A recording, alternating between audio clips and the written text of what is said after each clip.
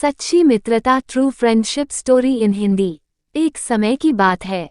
एक छोटे से गांव में दो अच्छे दोस्त रहते थे। इन दोनों का नाम राम और श्याम था। राम गरीब घराने से था, जबकि श्याम अमीर घर के थे। फिर भी उनकी मित्रता में कोई अंतर नहीं था। वे हर समय एक दूसरे के साथ खेलते, बातें करते और उनके सपनों का पूरा करने में मदद करते थे। एक दिन एक खासतौर पर उठापटक वाली घटना घटी। गांव की सभा में चर्चा हो रही थी कि कौन देगा विद्यालय के लिए भूमि दान। राम ने देखा कि उसके गरीब परिवार के लिए इस काम में सहायता करना नामुमकिन था। वह चिंतित हो गया। वह अपने मित्र श्याम के पास गया और उसे सब कुछ बता दिया।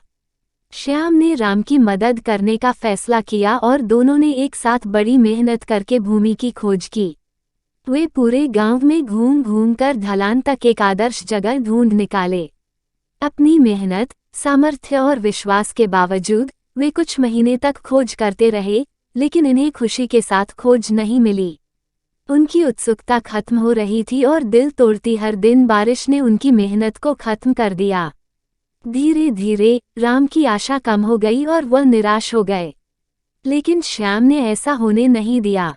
एक दिन श्याम ने गांव के प्रमुख से मदद मांगी। प्रमुख ने उन्हें एक सुंदर भूमि देने का वादा किया। ये जानकर राम ने हर्ष की आंखों से देखा। उसने श्याम से पूछा, तुमने ऐसा कैसे किया?